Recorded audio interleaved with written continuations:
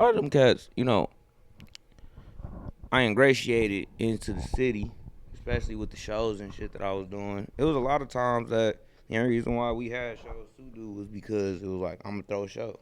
I'm gonna get basically the same shit that Dan doing, where it's like niggas don't want to give us our own opportunities or give us the opportunities we deserve. So I'm gonna create the opportunity for everybody else who I I know dope. and for real though, I feel like that's really how it should be. Yeah. Like I think as an artist, you should always create your own opportunity. That's how you build your own buzz, especially like if you collect the data. Like one of the things I didn't do when I started out is I didn't get no emails, no Yeah, telephone yeah, numbers. yeah. It was just straight You know, sales. that's what Discord is really good for right now. Is really giving you that one on one. Like, okay, I get the Instagram and shit like that, but in Discord, it's like you can have all those different channels. These are my shows. This is what I got coming up. This is just a general. We just gonna talk in here about random shit. You can have different shit that set up polls and stuff like that. Where it's like, yeah, when it's you got 300, 400, on a very, very low end, actual true followers out of your Yeah, 2,000 followers who do follow you for real. It's like if you can cradle 50 to 100 of those people into a yeah, Discord yeah. server, you going to exponentially grow Over time. just due to the fact that you having that more direct Yeah, connection with yeah, the people. yeah. I think to your point of having that direct connection with people, I think uh, the DSPs Yeah. kind of messed that up, Yeah. having a direct connection Mhm. with your followers, Mhm. because including myself as an artist at that time, Yeah. when you put your music on the DSPs, it's gonna send your music everywhere. Versus just saying we gonna put this music in this place and my fans can come directly to me. Yeah. I like Kanye right now. Like if you go on his website, his music, his new album Bully is gonna drop on his website, Yeah. and you're gonna be able to get the digital album, the CD, and the vinyl record. Yeah. So just creating that customization and personalization. Music, the industry as a whole right now is just different, man. Everything is just so open. Like there's no mysteriousness to artists.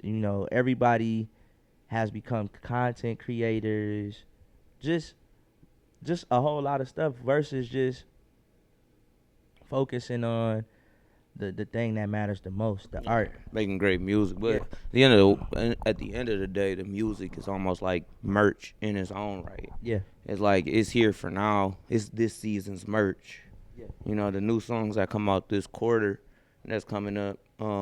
That's just gonna be the new merch or the yeah, winter collection, yeah, yeah, and that's kind of how it's moving now. It's more like a trendy, fatty type of thing yeah. where it's like I'm not trying to hold your attention for a year or Mhm, two off of one or two songs. mhm, I'm trying to let you know that I got 10 bangers that you can fuck with, mhm. and if you fuck with them in succession, that's gonna be 800,000 streams. You know Yeah, what I mean? yeah, And that's how it's looked at. The same way you yeah, look at it as merch. It's like, well, yeah, but if I get 100 of these shirts pre-ordered and I sell, 40 of them by this quarter and mhm, all this stuff, that's how they market it at this point. And yeah, even young niggas who getting smart to the shit and seeing the YouTube videos and the TikToks and all of those quick clip cut narrated type content that helps them understand things that we used to have to watch 40 documentaries to kind of piece yeah. together when we Put was everything kids. together to see how Yeah, how to make it or how to market. but the Put knowledge was there. That's the other issue with it. It's like in every succession of it, the knowledge is there. Are you gonna learn it, and are you gonna learn how to apply it. use it? Yeah, So that's the other thing. I don't like how people discredit so many people in this day and age, because as a young dude, I had way more. I fit in way more with the older crowd of musicians than I do with the newer crowd of musicians, due to the fact I don't like being on the internet whatsoever. I didn't have an Instagram until I was like 20, 22, 23 maybe, and it came out when I was in high school. So I just didn't like being an internet rapper Yeah. or a SoundCloud Yeah. rapper because that's what the moniker was at that time. Yeah. Shit, I didn't even use auto-tune until I was in college and I started really mixing and mastering and doing my own shit because it was just like, I feel like my bad for cutting no, you off. I just wanted to step out of a bag, but yeah. no. I feel like just the past, I think 15 years might be a stretch, but music, 2010. yeah, music as a whole has changed to where, and you could probably say this back then that people was doing trendy music, Yeah.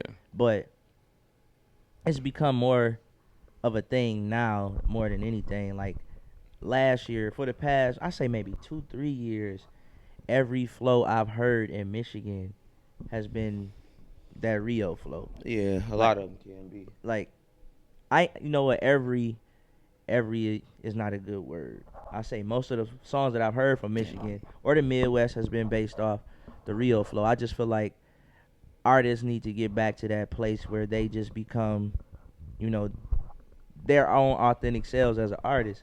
And True. and if you do, like we all get ideas from each other, Yeah. which is cool. Yeah. But as long as you able to come back to yourself, I feel like people will like you for you as an artist versus saying, "Oh, he sound like Rio." But you talking about a level of musicality that a lot of people don't have in general. Okay. And that's really the problem. It's okay to get a hit. My boy People said should get a hit. musicality. Yeah, because it's like Tyler the Creator. Mhm. You know, very different. And even when I was younger, when I first started listening to him, I was just like, musically, he's so creative. Mhm. He's talking about some crazy ass shit. But if you listen to it and you think about he's 17, 18, he's making these beats, he's creating this different sound that I've never heard before. He has his friends who are such a big part of the collective with him that it creates this unity and this untouchable type of, it doesn't matter if you like it, we like it type of feel. Yeah. But then you still have to grow as a musician, which Yeah. he did. And he got out of his, okay, I'm not going to make this horrorcore style rap music no more. I'm going to make more pop Yeah. style songs. Yeah.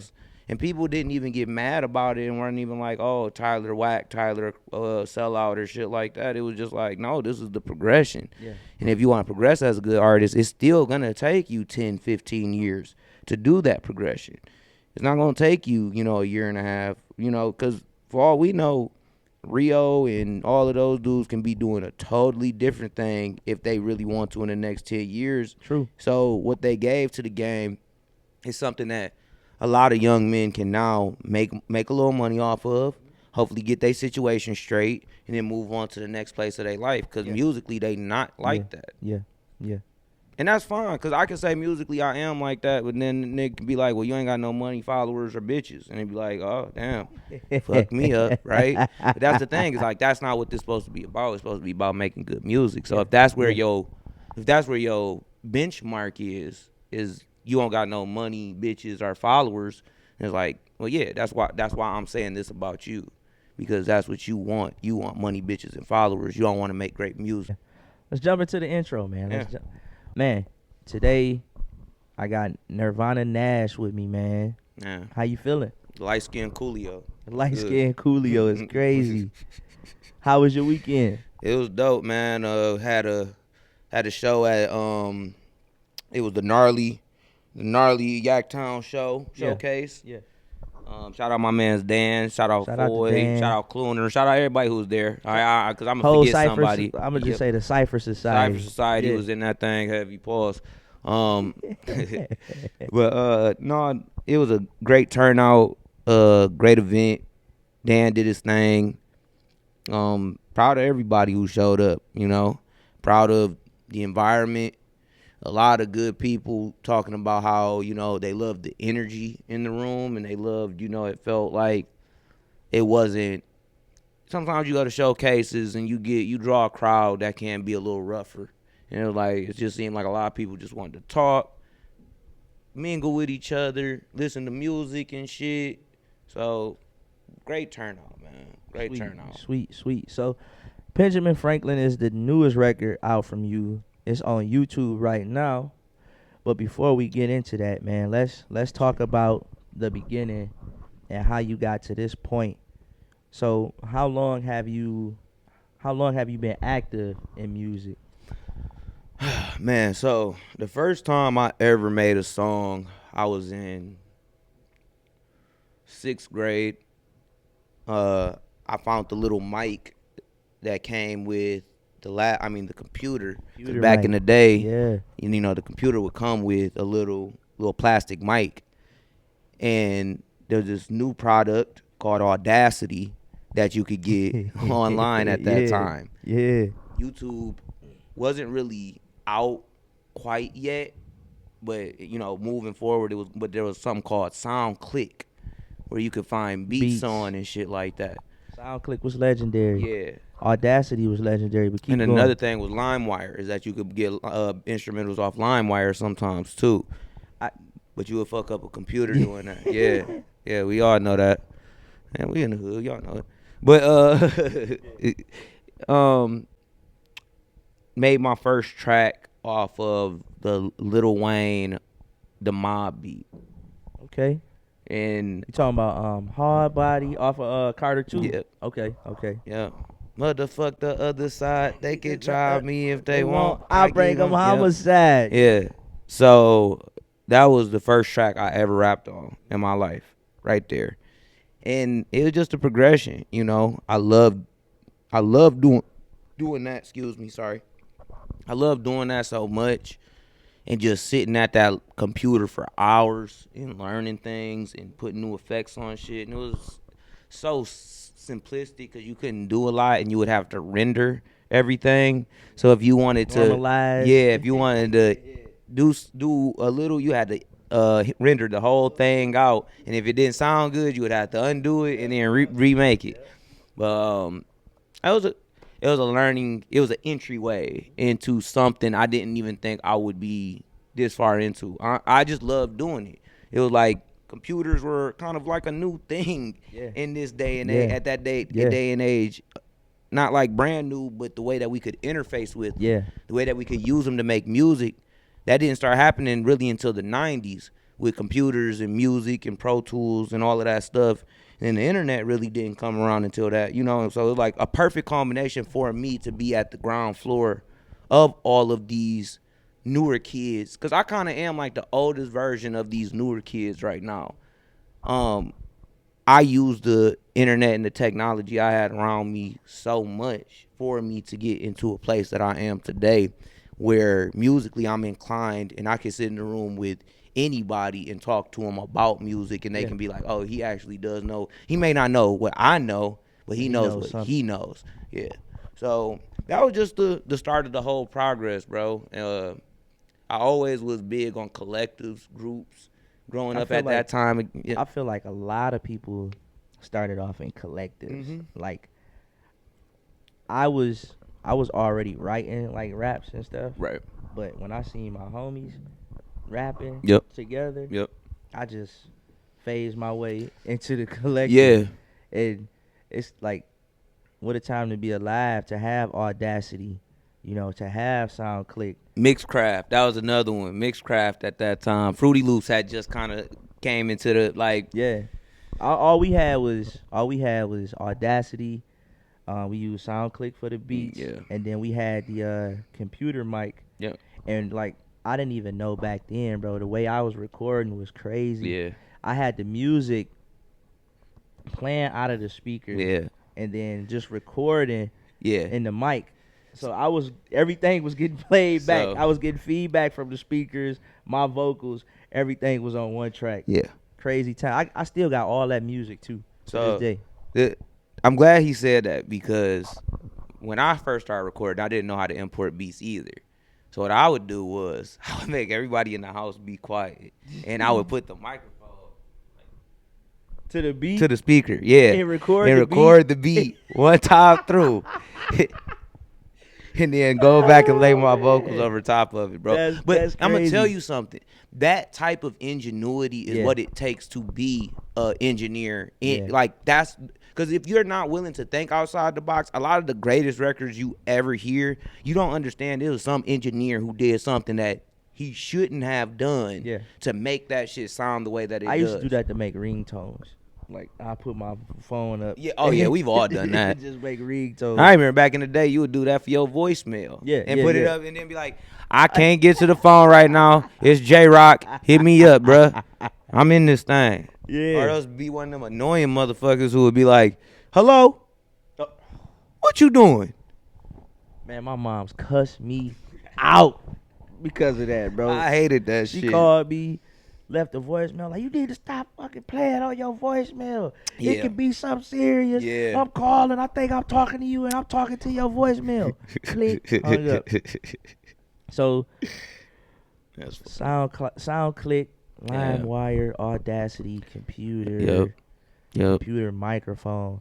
So And then eventually, you upgrade to one of these. Yeah, Where yeah. you get the little adapter piece and plug it in. yeah, I like early on. I never had to invest in somebody in my own studio. I was always at somebody else's house that had it. Yeah. So how long would you say you've been active in music? Well, again, since I've been active since I was in 8th grade, technically, just because I've been creating music, and even when I was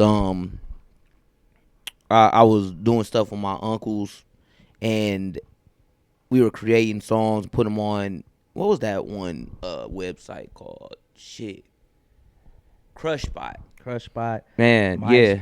yeah, Crushbot and MySpace. Those are the two websites. I wish that was still on the internet, bro. There's Man. some heat. There's some heat on it MySpace. probably he wants to believe that, but It's it ain't some the truth. heat. I'm telling you. Look up There's the no Spring Lake heat. bosses, boy. It's some heat. Oh, there. It's Oh some heat. God! All right, but my first show that I ever did, I probably was like 14 Okay.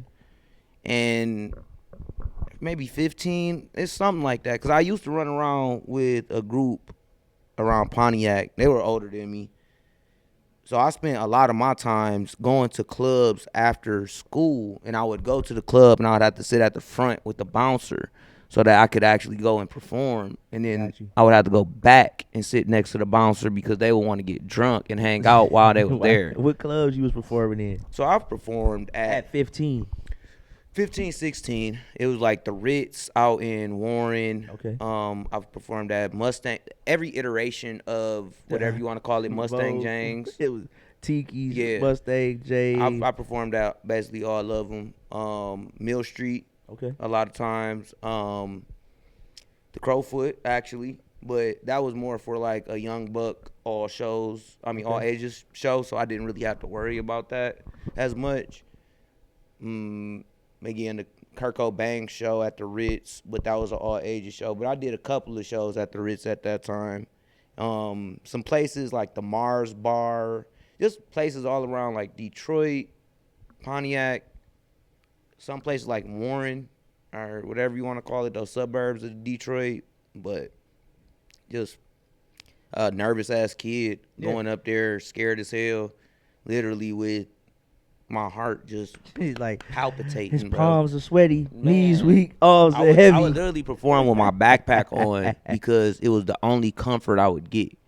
So they would always be like, bro, you got to take your backpack off when you perform. And I'm like, bro, no, I'm No, not taking my I backpack need off. this. Yeah, I needed to wear my backpack all the time. So if you ever saw a young light-skinned kid perform around Pontiac and, back in the day, it was probably with a backpack on, it was probably me. you. Yeah. So would you say when you first started out, you were like a young prodigy, or were you trash and got better over time?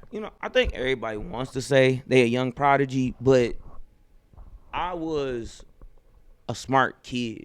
Okay. I was a very smart kid. I think that I had, a lot of intelligence, especially because I was homeschooled until I was in like 3rd grade. Okay. So I just had something else going for me. I don't think that I was just lyrically dominant or better than people, though. I used to think that. Don't get me wrong. But as I look back at myself and I look at kids nowadays and I look at Like, for instance, Ja Rule, when he was 17, Mhm. 16 years old. And I look at some of the videos of him, and it's like, that's a raw motherfucker right there, Yeah. bro. That boy was rapping, the movements, the hands, the ferocity, the tenacity, just a total difference. And I did not have that at that age at all. I just kind of started to get to that place. So, nah, that's a prodigy. When it comes to Okay. rapping, that's a prodigy. And I know some people gonna be like, he So you said saying Ja like Rule. And it's like, go look at Ja go look at Rule the at that tapes. time, So bro. you saying like a prodigy is somebody like that's fully polished. Like you don't even know he's 16, 17 Yeah, out here yeah, doing what exactly, he bro. Cause like, you know, some people may not even like this one with YG when he was 19, and the fact that he was already like, bro, I didn't even know he was 19. No, he was younger than me, and I was thinking, I'm like, this nigga look old as hell. Yeah, He just doing his thing. And it's like, that's a prodigy, bro. That's somebody where it's like, you can't even put your finger on it, pause on why you see it, but you do see it. You can see it. And like, I didn't have that. What I had was, I was just real talented. You was talented and I would say hungry. Yeah. Yeah. I would say raw at its deepest form. And that's I feel like raw at its deepest form, Yeah. like kind of like gives you that quote unquote. I'm gonna just say I don't know what the word I'm looking for. Prodigy like form. Like I can see what he trying to do. Well, some niggas are diamonds and some niggas are gold, bro. Mhm. And it's like when you pull a diamond straight out of the water or whatever you mine for it, just look like a rock most of the time. Gold, you always know what gold gonna is, see no it. matter. So that's the thing. It's like some niggas is diamonds. They got to get refined. They got to get shaped up, changed so they can be That's a good brilliant. analogy. Some niggas are gold, where it's like that's gold no matter what. Whether it's a chain, a nugget, or whatever. So you know, I just freestyled that. So take it with you and use it That might be moving a clip. forward. That's gonna be your reel right there, I'm just boy. saying. So Nirvana Nash, like were you always Nirvana Nash, or what was your name when you first started out? It's gonna be a good story, I think. So when I was younger, I didn't know anything about Nirvana, so no. Mhm. No. I know We All Just Entertainers. That was my dad's favorite song, but that's about what everybody knew at that age. I used to wear this same, back in the day there used to be this clothing brand called Gino Green Global.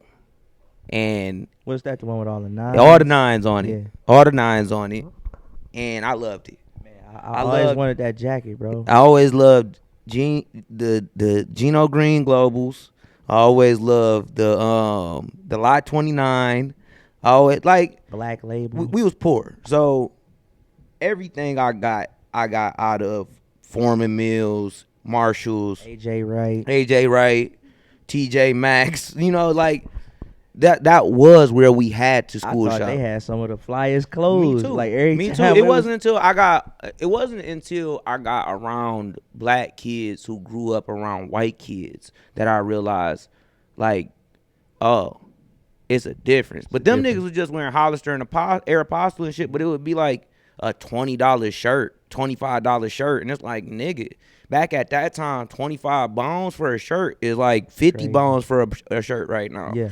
So it's like that shit wasn't no inexpensive purchase. You know what I mean? Like you go to TJ Maxx, especially on a good day, on a clearance deal at the clearance rack, nigga, that polo shit a little misshapen, but that flap a little long in the back, pause. But you'll be straight, nigga, tuck that shit in. It's polo, ain't it? I remember I ain't know the difference between Uspers. US Yeah. the polo assassin. I told my brother not to get them shits, bro. with the big polo on there, the big nigga on the horse. I told him not to get them shits. I remember, nigga, I thought I was crispy. I pulled up to the party. They like, boy, you got that US polo And that's assassin exactly on. what I mean, bro. It's like you get around them white kids, them black kids who not from the hood, Yeah, who literally just like, bro, this dressing shit is what I do. yeah. It's like, damn. And that's where I went These was to. niggas from the hood. Oh, Like you know, we bro. was in the hood. I ain't know this until I went to Wall Lake Northern, and I got kicked out of Wall Lake Northern, and then I had to go to the adult education shit. And then the black kids who was there, they went to like Wall Lake Western, so they grew up rich basically, but they was black. They was like niggas parents or them, they lived in Detroit. It's just they got better off and moved out of the ways. Yeah. And them niggas used to be like, bro, you wearing fake Yeezys. Yo, Ye's fake. Like, they used to be on my head about shit, bro. And I'm like, bro, what the fuck? I don't know shit about nothing, bro. I'm just poor. Like, most of my clothes growing up was hand-me-downs. So, my bad. I know I just got on it for tangent. I'm bringing it back. I'm bringing it all the way back. Nirvana So, Nash. anyway, I used to love this one Geno Green Global shirt. Yeah. My brother was just like, you wear that shit so much, you might as well just call yourself Geno. So I used to be calling myself Young Geno. So for the beginning of my rap career, and that's why sometimes you will hear people call me G, and they'll be like, G. Mm-hmm. Yeah, call G. Tell G that we on, because Young that's why they Geno. call me that. It's not because of the whole G phase that moved forward. It was because people used to, if you ever hear Reddit talk to me, Feature Lee, he'll be like, Ginobili, what's it? Ginobili. So yeah. His name was Reddit? Yeah, his name used to be Reddit. He was like, it's Reddit. And he was like, is it Ready or like Reddit. Reddit, Like before the post. Like Reddit. He'd be like, it's Reddit when he got on the track. All right, keep going. He said. But that's literally been my only other rap name. So my only other rap name was that for a while. And then when I went to college, I thought it was very stupid. So I just started going by Curtis Nash, which is my real name if y'all don't know. And the Nirvana stuff started when I moved back home. I learned how to play the guitar when I was in college. I went to school to be an audio engineer. So I spent a lot of time working in studios, stuff like that. I know I kind of just glossed over that, which that'd probably be even a better story than Foreman Mills and TJ Maxx. But I learned how to play the guitar. I loved Kurt Cobain. I used to watch his interviews and just hear the way he talked about shit. Sometimes my candidness, I want to attribute it to that, but his candidness is something that was totally off the charts. Like, he would just break down things. People ask him a question about, how do you feel about music? He'd be like, how do you feel about constructs in general? How do you feel about paradigms that shift when you're not even the one who wants them to shift at all? Do you think about that? And he just be like, what the fuck? You said that. I'm sitting here like. And that's where I used to be like, this nigga is a genius. No, he was a heroin addict. He was very smart, though. Please don't kill me over that, because I respect Kurt Cobain to the fullest, because I wouldn't have been able to draw from that presence to actually be able to become the artist that I did become. A lot of the original songs that I made on my first CD, the Nash, Cobain, the mixtape, I made almost all of those beats myself, and they all have guitar riffs in them and guitar parts in them that I played totally by myself. And I was like 20, 21 at that point in time in my life. I've graduated. I moved on from that place, a long way away from that place, and sometimes it's discouraging, because when I listen to that, I think about how raw it was for me to actually be able to do that. And it's something I don't even have the time to do anymore, unfortunately. What would you say, like, got you away from, because you've mentioned just pure and rawness twice in your artistry. Would you say you are away from that? Yeah. And Yeah. What would you say made you get away from that? I think that when I go back and I listen to some of my music, you can hear the potential in it a lot, but it's not finished. It's not perfected. I don't want to use the word perfected, but it's like you missing qualities. You're missing things that, and it's not even necessarily your fault. It may be the tuning of the kick. The 808 just don't hit right with this, and that's the reason why.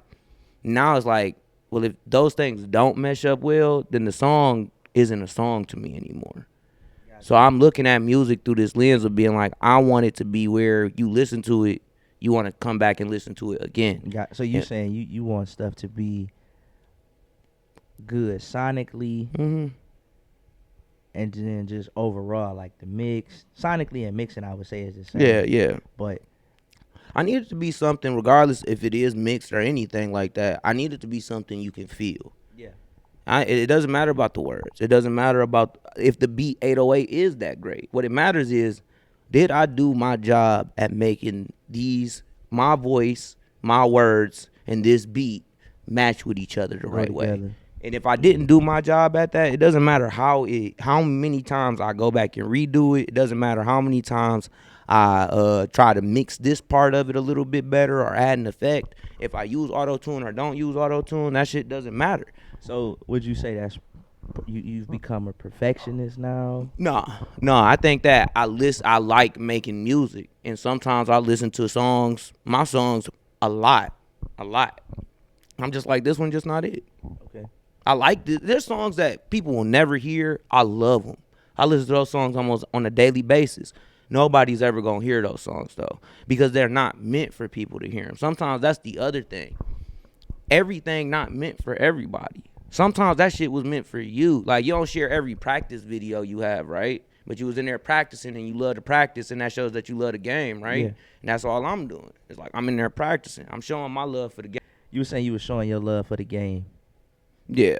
So that's all it is. You know, Kobe had bad years. Yeah. Right? He still was showing up practicing, doing his thing, making it happen. You couldn't call Kobe a perfectionist, would you? He would say he was a hard worker. Yeah. People want to try to say he was a perfectionist. A perfectionist don't shoot 50 shots and Miss. you Right, know, right, and miss. more than half of Right, them. right. That's not perfection, technically, right? It's not. Yeah. Perfection. That's yeah. work. That's work ethic. That's That's the willing to will- win. Yeah, willing to win and not give up. Yeah. And I got a willing to win. Yeah. I say that. Hell yeah. I tell my son that I'm like, don't worry about missing, bro. Mhm. Just keep shooting. Mhm. You might miss, but you eventually gonna start knocking some stuff down. Or else you realize that you're not a shooter.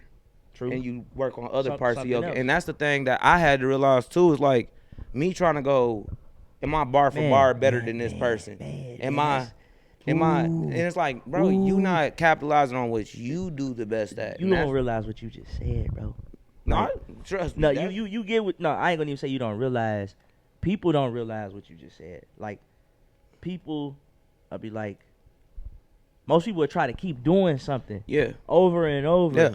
and just not be honest with themselves and just say, man, maybe I'm not just good at this. Yeah. And some people can even look at me and say, well, ain't he doing that with music?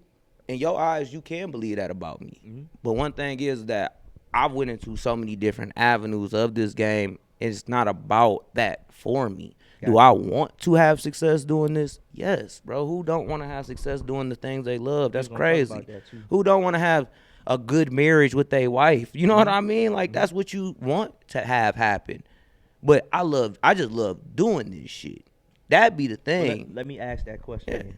When it comes to music now, is it something that you want to get paid off of, or are you just an artist creating because you were passionate about it?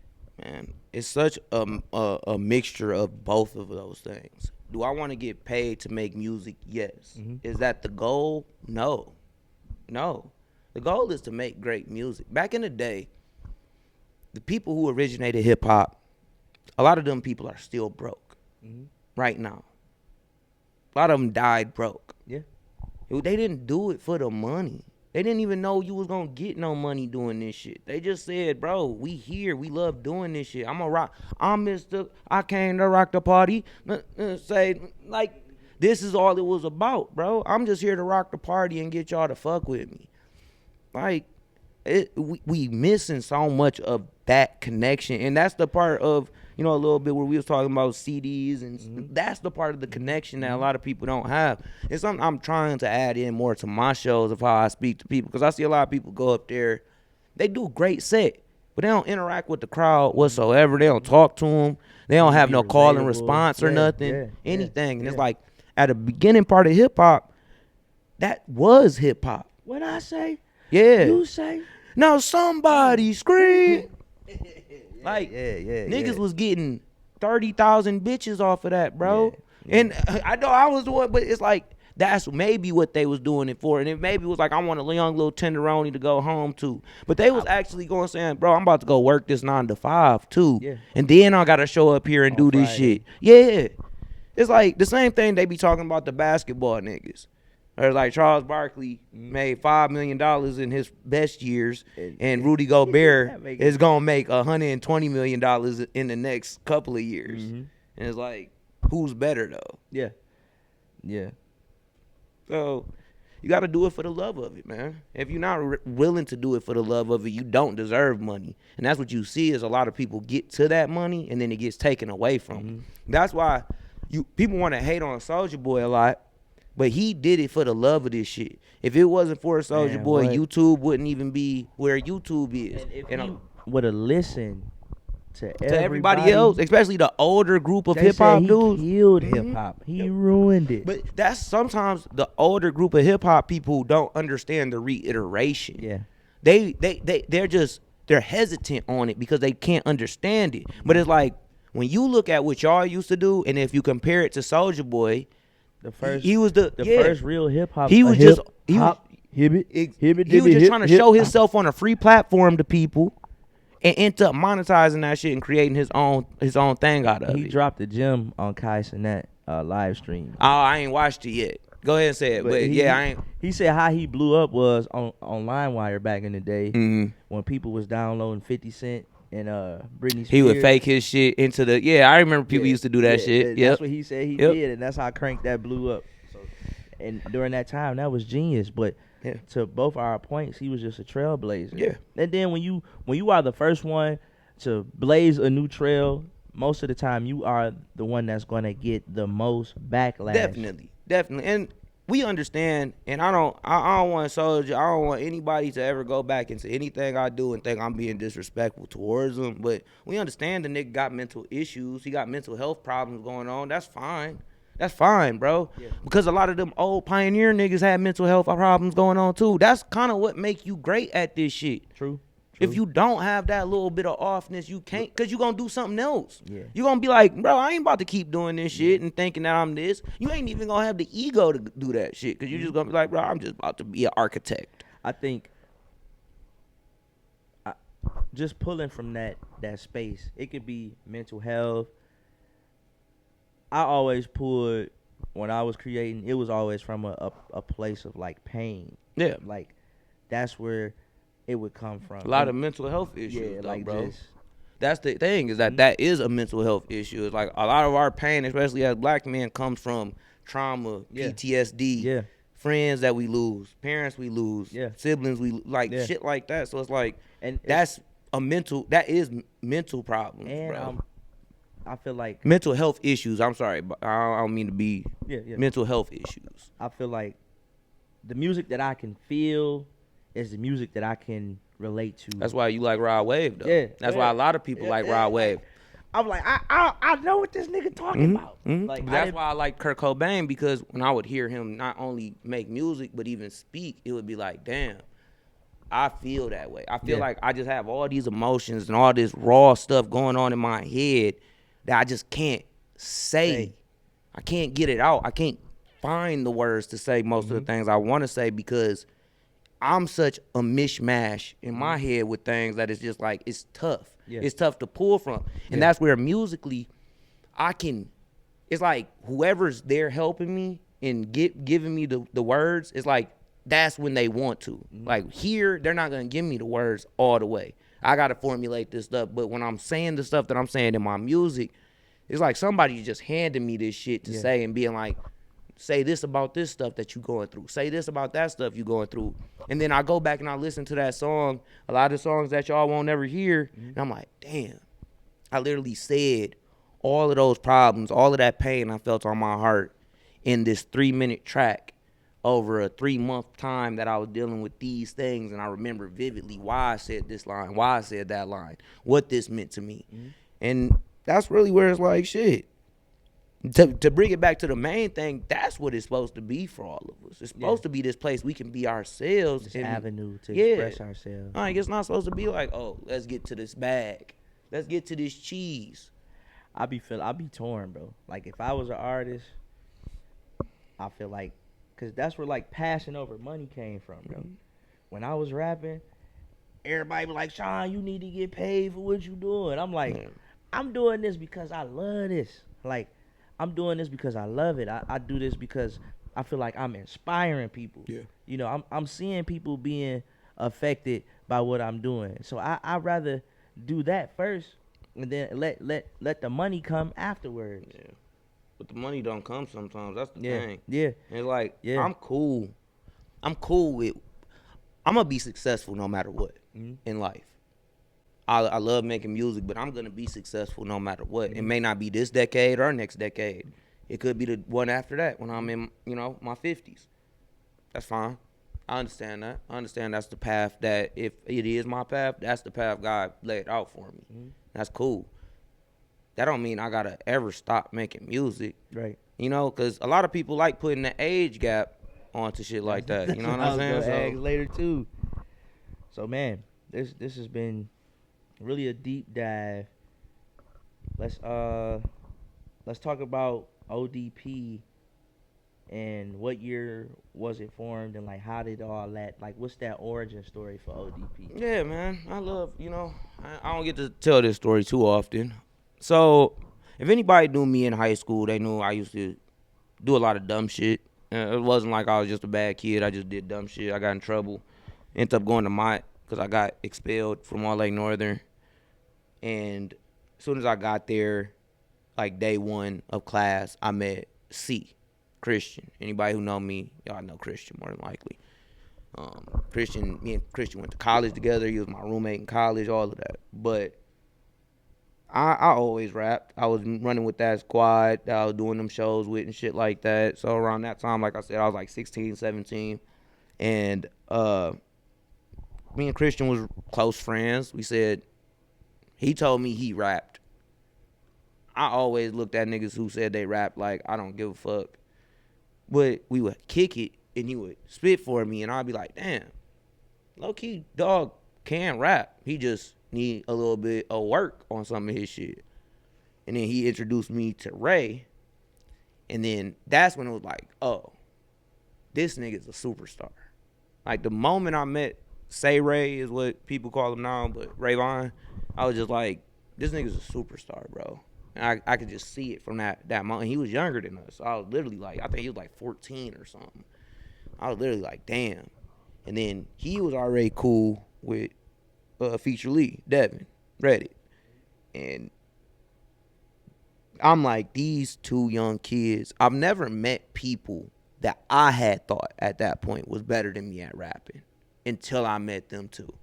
Wow. And then I was just like, wow, bro, these little niggas can actually spit. And see, he was the glue, to be honest with you. He wasn't there yet.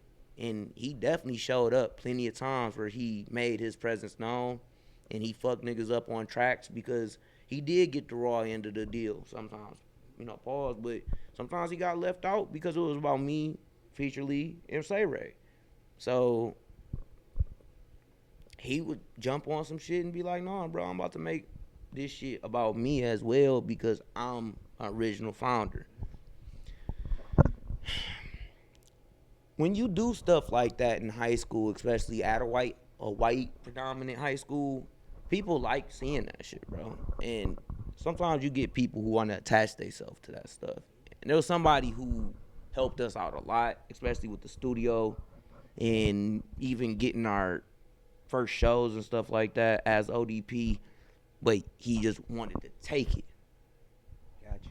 And if I would have allowed him to, at the rate everything was moving, I can't say we would have, but we probably would have been successful by now. We probably would have been successful then. I just didn't. I ain't know how to let go of my ego. Like I could have, but I didn't want to. Did you feel like you were already in a position to where this person wouldn't add any value? No, they added a lot of value. Okay. They added a lot of value. It was me. It was just me being a young, I was going through the shit I was going through in life. At that time period, I didn't have like running water in our house. So I'm going to his house to record and he in this mansion. And it's like, this is all I got, bro. Like you got stuff. You got a future. You got a life. You got things going for you. It's like, I'm struggling. This is all I got. I can't let you take this from me. And that's kind of how I think for me it came off when I should have just been a little bit more mature and realized like technically he is the CEO. He the one setting everything up. He's the Yeah. one like Yeah. you the rapper, but you don't want to let go and relinquish that. You don't want to just be the artist. Yeah, I got you. yeah. So like, would you say like what's the timeline on them years? That's like 2011. 2011 to 2012 is like the original start time of Overdub Productions, ODP. That yeah. After that, once I got into college, I took everything underneath my shoulders. We didn't have anywhere to record or nothing no more. So that's why I decided to go to school to become an audio engineer so I could learn how to record people. Gotcha. Moved back to my dad's house during that summer, and I ended up recording Say Ray and Feature Lee's first project in my dad's trailer at that point. Okay. So that was kind of like the real beginning. You know, our first projects he helped us record, and if anybody know me, especially from high school, like the after party was a big thing people used to play. Like I would go to parties and people would be playing my songs there. Dope. But again, it was a learning experience for me. It was a place where I just didn't realize how much ego I did have, and I didn't grow out of that for a long time either. Like for real. I was 19 though, so I don't really. Ego is it's like, it's something I feel like I've dealt with. Yeah. I feel like, I don't know, I feel like a lot of men deal with ego. In these past few years, I've learned, man, to just put my ego aside, Yeah. you know, and I think in my case, me putting my ego aside is letting other people be a part of what I'm doing. Yeah. My biggest thing has always been, you know, and I can do this myself. Yeah. Versus, Sean, people want to help you, bro. Yeah. You know? I don't even have a I want to do it myself mentality as much as I do I want to be in charge mentality. I want to be the leader. I just have I have a leadership quality about me that to a fault sometimes. I've allowed myself to feel like this is my role in any situation I get into. Yeah. And it's like, it's not. And sometimes when you do that, especially for people who aren't good followers, you are just as bad of a leader then. Because if you can't find good followers, then you aren't a good leader. Right. If you can't help bad followers become better followers, then you're not that good of a leader. Yeah. So it's like, it's something that was ingrained into me, especially through football and shit like that. But I'm really not that great at it. It's just one of my characteristics that I've always been heavy on. Yeah. And I've always been strong-willed in. I don't know what happened to me. Like, for me, I know what happened when it comes to not wanting help, because I always did stuff on my own in certain cases, but I've always, quote unquote, been a good follower. Like, being in a group, you know. I was never the quote unquote leader of the group. Yeah. But I was a part of the team in church. Like, you know, I started off as just going, and then ended up singing, and then ended up leading. Yeah. So that's one thing I need to figure out, like, where, like, did that just not wanting help come from, in a sense. Yeah, I get that. I think that's a lot of us. We on that place right now, especially in our 30s, where we kind of being like, why? Yeah. It's not about, you know, not why did it happen. Or, yeah, I guess not why, but how do I look at it? How do I fix this? How do I think about this? How should I be thinking about this? How can I talk to somebody else about this? And if you're not going through that process, you're not being like, well, how did this start shifting? How did this start changing for me? And it's like, I know why I'm like that. I know it's because growing up, I always was the leader. I always was the quarterback. I always was, you know, the best at a lot of stuff. Mm-hmm. I could always be, shit, even to a lot of long part of my life, I was always the biggest person around people. Mm-hmm. Like, I was this size, when I was in 8th grade. Got you. Yeah, so I was already. He playing center. Yeah, bro, that's the thing is I ain't even play back. But in 8th grade, I literally got to like 9th grade. I grew like another inch, and then I never grew again, bro. I used to say that about a lot of people. Like, man, some of the it sometimes it happens, sometimes it don't. But there was a lot of kids that they was humongous in elementary and junior high. Yeah. And then they peaked. Me. They ain't me. I was one of them. I was one of them people because it was like I was always top.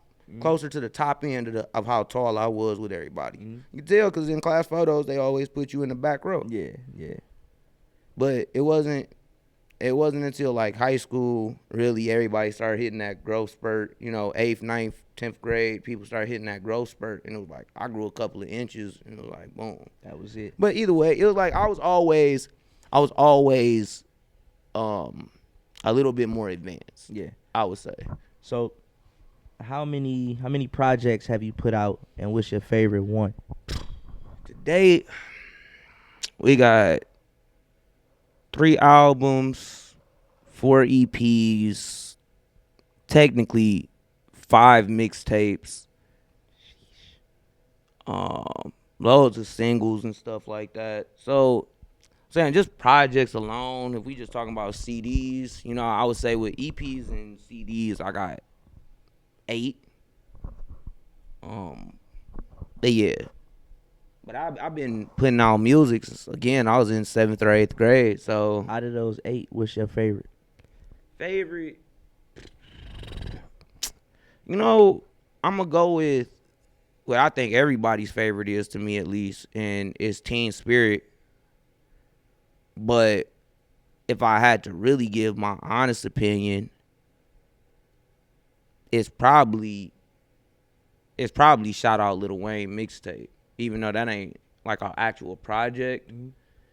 My favorite one that I've done like in a long time is that Shout Out Lil Wayne mixtape. It's my favorite shit. I can listen to that, and every time I do listen to it, I'm like, I was going through a bad relationship at that time. I could see like it was some hunger in me, it was some pain in me, it was some hurt. And I was using that shit to its clearest, most purest form. I was taking that shit right from the source and just inserting it into the track, bruh. Pause. But yeah, because like I said, a lot of deep stuff on that, like the What Happened to Virgil freestyle. A lot of people don't know that song, but if you go back and listen to it, I call it, What Happened to Curtis. It's a song about my dad and like people who my uncle didn't even know about my dad passing away because he been in prison since, we was like 17. Dang. So it was something that people really was like, what happened to him? And like my dad was 45 when he passed away. So it was just something that a lot of people didn't expect. I didn't expect. I had talked to him a couple days before he died. It's something that in the time period of what I was going through, how I was thinking, it's not only a stamp, it's actually good. It's actually good. It's like, this is really good, bro. When I listen to it, I'm like, this is something that I like. I like you in this bag right here. Nice. I like this realness. I like this rawness. And I like the fact that you were able to actually make good songs out of it. Where can people find Shout Out Lil Wayne? It's only on SoundCloud and YouTube. Nice. So if you on SoundCloud, obviously Nirvana Nash. If you on YouTube, Nirvana Nash. Because I just recently took over the Overdope Productions page on YouTube. So you can still just follow the Overdope Productions page and it'll be on there. But if you don't, you can look up Nirvana Nash and that's the new YouTube page. Sweet. So, like, do you just rap or do you create in other genres as well? I've always been a rapper. I've always been bar for bar, I feel like a rapper. But I never became good until I started making other types of music. People didn't really fuck with me just doing bar for bar shit. But when I made Old Hoes Interlude, that was one of the songs that people were just like, this shit crazy, bro. When I made the Motor City Interlude, that was like a actual like pop dance song. It's like people was hitting me up. I remember my boy, shout out my boy Lavish. But he was like, bro, This shit made me get back with my girl when I heard it. So Yeah, man. So he called his girl like, "Hey, I just heard Motor City that Interlude." nigga said, "Listen, I know I ain't leaving you tonight, and I know everything will be all right." Like, yeah, man. But it made me look at music from another place. Again, when I changed my name to Nirvana Nash, it was very intentional, and it was a place for me to be like, I can make more than just trying to rap, just trying to be in front of people's face, bar for bar. I'm not Jay-Z. I'm not Nas. I'm not one of those lyrically proficient dudes, even though I am a great rapper. Yeah, I'm not one of them because I actually know one of them. Feature Lee, he one of them. yeah, He one of those lyrically proficient dudes where it's just like, it don't matter how great of a bar you said. This nigga can say it a way you can't say it, or he'll say it just a little more choppy, a little bit more. And that's somebody actually. When you think about that age range of people, and I was saying like Ja Rule and YG, he was like that at 17, 16 years old. Okay. It's like I definitely thought Ray was the star, but it was like Feature Lee was like, I can out rap niggas, I can get on this song and fuck niggas up. He had hands down my favorite songs when we was that age. When he was still in high school, Dog was making songs, and I was just like, it would make me look at myself and be like, damn, I'm not that good. Am I supposed to be doing Am I this? supposed to be doing this? But that's where, if you look at any time a hooper talk about shit like that or anything like they be like the Steph Currys. I had to go and see them in AAU for me to get better. Yeah, dog. I might send this to the mixtape Wheezy.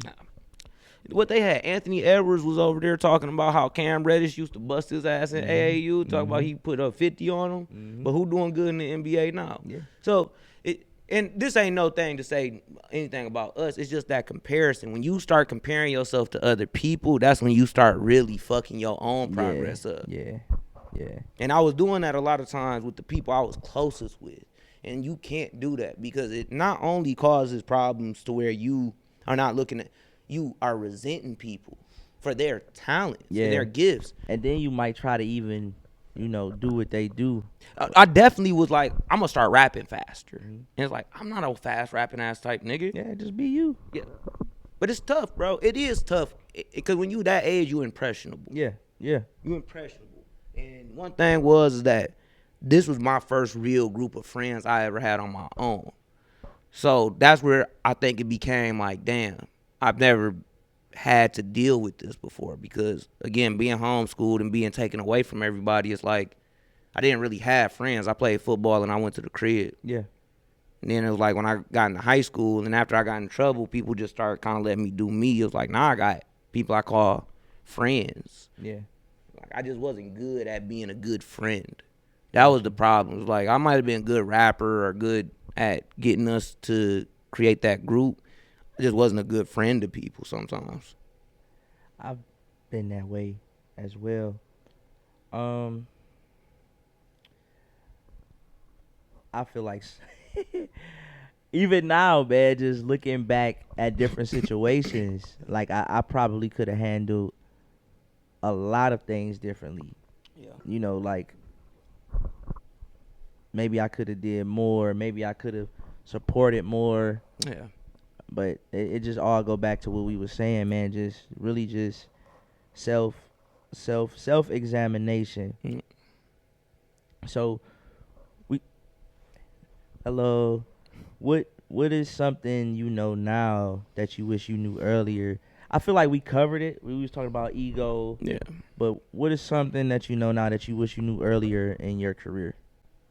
I think that the biggest thing that I know right now, and I just want to give, I know every time somebody look at the wall like that, because I say it too, people be like, that nigga don't know I don't know what to say, so I'm gathering. But I also want to say something that matters, because I don't want to say like, yeah, we talked about it already, because that's what a lot of people will do in this moment. I don't want to do that to you. Yeah. I want to give a real opinion. One thing, okay, and some people feel how you want to feel about what I'm going to say. At anybody. You got the right to hit me up about it. don't ingratiate yourself with older people because you think they're gonna look out for you in your career. Ooh. Don't think that these niggas who used to be the rap dudes around here, even me, do you. Figure out your plan, your method, and if they show up, then you know maybe. But they not going to most of the time because they don't want to see you win like that, bro. Stop thinking that the older people and the people that say, well, you should have been fucking with me. You should have hit me up. No, because they saw what you was doing and they ain't even hit you up to give you no support. So why the fuck you should have hit them up about anything? We both grown men, bro. You may look at me as a little dude. I'm 24, 23, 27, 28. You 52. You supposed to be the mentor more than anything? And that's what you see. In the real genuine niggas who are about that shit, you ain't even gotta ask most of the time because they just gonna show up and they gonna give you that respect. They gonna give you that love because they see you as a equal. Yeah. Yes. Yeah. Man. When niggas be trying to little bro y'all niggas too much, bro, and y'all be allowing them to, for real. Man. Like, you a grown ass nigga with 2 kids and like, Man, bro, man, it be niggas who married listening to man. niggas who ain't got Hey. shit going on for Bro. I had like I be like, listen, bro, and that's why I'm saying don't even listen to me. Take what you can from the shit, digest it, spit out the shit that don't work for you, take in the stuff that may work for you. But don't mean that Curtis won't that no, because I just told you I was a bad friend for most of my life, so I ain't no real nigga neither. I got shit that's fucked up with me, bro, and that's be the thing is these niggas be trying to make y'all, they be saying shit to y'all like, yeah, bro. No, we gonna make. And then as soon as something happen in your life or they life, ain't talked to them niggas in 2.5 years. I know, man. I know I said it. I know.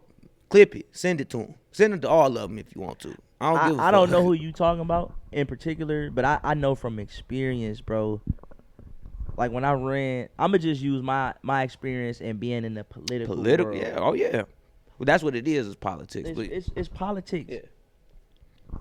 Everybody like you need to go meet this person. Mm-hmm. You need to tap in with this person. Mm-hmm.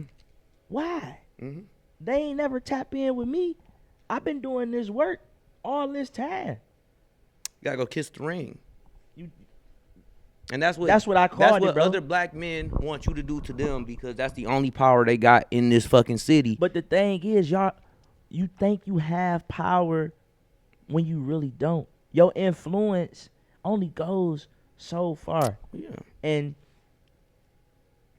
that was my thing, my entire election process. Mm-hmm.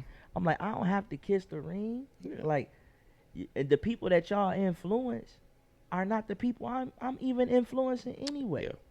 Yeah. So, and then But that's the same thing with music though. And a lot of the music waves, you can grassroot it, and that's where you hear that. That's a political term. A lot of times, it's grassroots organizations and campaigns. But in the music game, same thing. It's like you can grassroot it. It's just gonna take a time. way longer time. But if you go and shake the hands, if you go in wherever the head of Def Jam is, you make sure that you in that same building, or you at that same party, or you at that same event.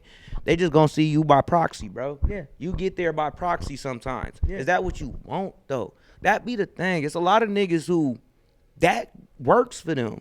And not even just works for them in the sense of like they want a little bit. No, it works in the sense they so smart and so talented. They can take a 360 and make themselves into a greater star. Yeah. I can't do that, bro. They'll take everything away from me and then I get shelved and they'll be like, we don't fuck with your shit. We don't like your music. Yeah.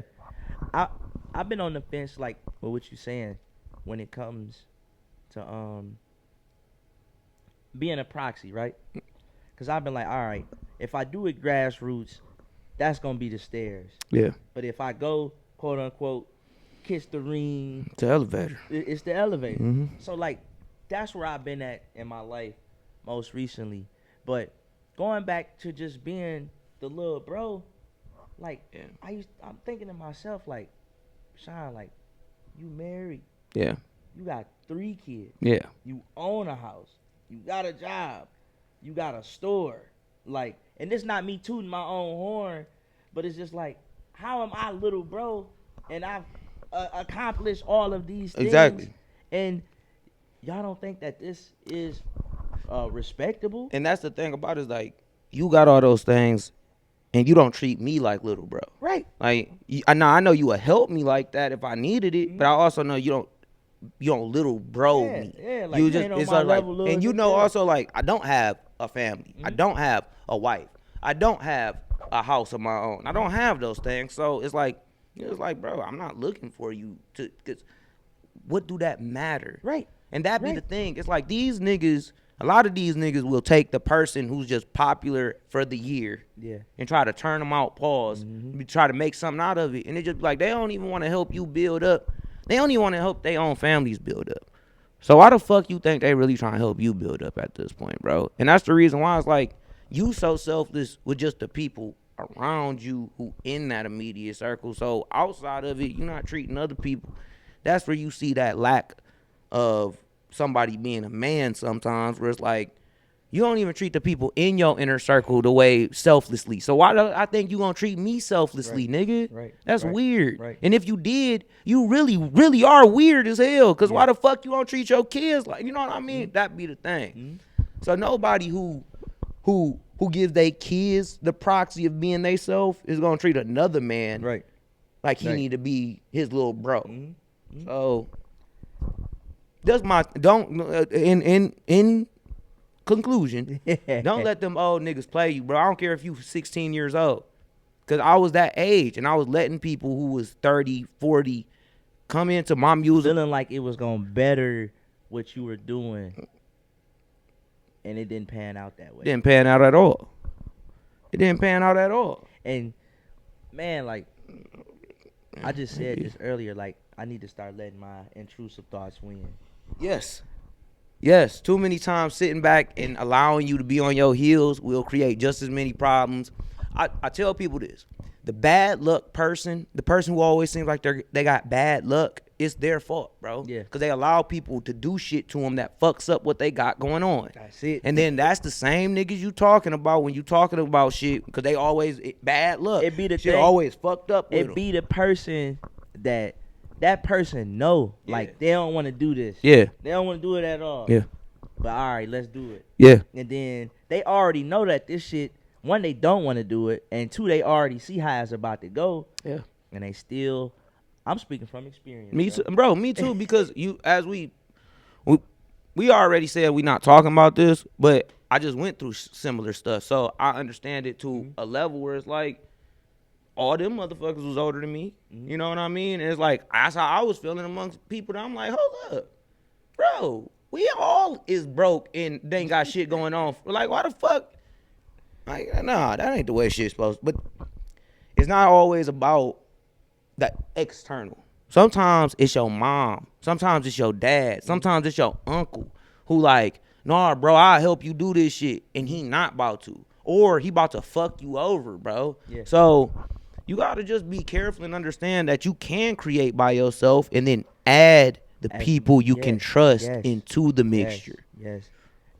You don't have to kiss the ring. Yeah. You can go make relationships with people. Definitely. You know, but it has to be mutually beneficial. Yeah. So yeah, it's okay. It's okay to bump shoulders and do this, that, and the third. Yeah. But long as it's mutually beneficial. And this is how I've examined people throughout the years. You know better than a basketball wife, bitch. If you go into places hoping that you link with dudes and shit like that, like that's like literally what basketball wives do. Like they just go to the game hoping that one of them niggas see them and pick them up. Yeah. I've always looked at like, all right, how can this person add value to my life? Yeah. Like if me and this person connect, is it like I said, is it gonna be mutually beneficial? Is this a person that can help me? And then on the back end, like what's the business gonna be like as well? Yeah. But yeah, man. What's crazy to me is like I don't even think of it. Like I just really be like, who fuck with me? Yeah. Who can I really think like? And I'd be like, oh, who fuck with me? And I've had relationships that I've soured because of my wrongdoings, where it was people who totally fucked with me and I just fucked it up. So that's the other issue too. So like I can't blame that shit on everybody. Bro, that's my biggest downfall. Yeah. So, and I ain't gonna even say that I hate when I say I name something as my biggest downfall. I need to watch what I say. Yeah, the Um, power of those words, yeah, man. that's a characteristic trait of mine where I've had people that genuinely mess with me, Mm-hmm. but I just fumble those relationships Yep. because I guess I could say I don't know how to handle it. It's been plenty of people that have said, you know, Sean, we wanna work with you. We wanna do stuff with the brand, Mm-hmm. and I'm like, all right, cool. Mm-hmm. And then I never give them the vision that I have Yeah. for this, or I just genuinely just It's how not you do treat anything. one thing is how you treat everything, bro. I had a woman that I dealt with recently, as we all know, and it was like I did things for her I never did for women that did way more for me. Mhm. Even at 19, 20, 21, 22, because she was younger. She wasn't that young, but she was younger than me. But it was women I dealt with at that age when I was, 19, 20, 21, 22, and they was on they shit helping me become, and I wasn't trying to do that for them. Yeah. So then it's like, if you know that you'll do that in this relationship, in your actual relationship, Yeah. what makes you think you're not doing that to other people? You just don't want to look at it that way. And that's really where I've came to terms about the ego thing. Like, they say it's like it's like the juice for the wise man, but the wine for the fool. Mm-hmm. It's like, yeah, it could be great for the person who actually can use ego in the right way, but the person who can't is going to be destructive. Yeah. So Yeah. But yeah, man, we gonna end with Benjamin Franklin. Benjamin Frank. What inspired that record, and then where can people find it? And we gonna close with that. Man, Benjamin Franklin was just a fun track that I did, to be real with you. It wasn't even an inspiration. If anything, it's 2300. Check out 2300. He good dude. Anytime I hit him up, he'll hit me back on Instagram, and dog, hell of a producer, hell of an artist. But he just, what they call that sexy drill music, whatever it is, him, Cash Cobain, and niggas like that doing it, and it's just cool song. Sweet. I ain't even gonna pretend. It's just a cool sound, and the video is the only thing available right now. So go check out the video if you want to check it out. YouTube. Yep, it will be available soon to stream, but not too soon, cause I ain't a singles type of person. Go listen to some of the other singles. Just dropped one with Gross. Shout out my dog Gross, 18-year-old rapper. My boy is one of the most realest dudes that I heard on the track. He'll get really into that deep metaphysical shit. So go check out his new CD he dropped last week. I can't remember the name off the top of my head, but if you just look Gross_G in your Apple Music or YouTube, he gonna come up for you, man. Dope. And where can people find you? Everywhere. Instagram, in Nash_ODP. Never mind. Nirvana Nash on everything else. On every single thing else, you can catch me at Nirvana Nash. So yeah. Great, man. Great. I really enjoyed this, man. This interview, man. Just to really sit down, chop it up with you, and hear some pieces of your story. Thank you for being here today. This has been another episode of the Sean Preston Podcast. Until next time, man. Y'all make sure y'all like, subscribe, and follow me everywhere. Let's get it.